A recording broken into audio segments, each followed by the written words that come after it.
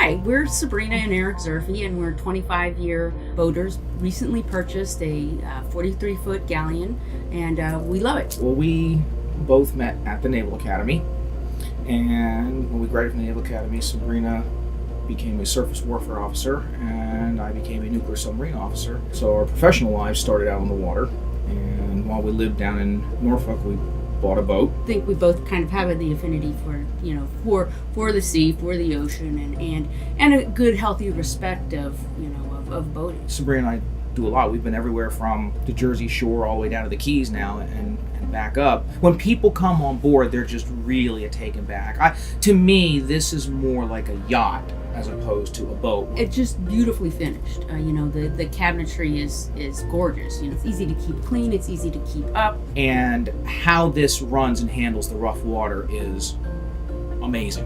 When we run this, and you're indoors, the engines are right down here. Nothing vibrates.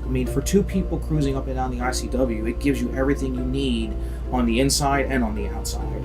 If you're in the market for this size and type boat, I would absolutely, having seen and owned many boats, I wouldn't hesitate to recommend this boat to anybody at all.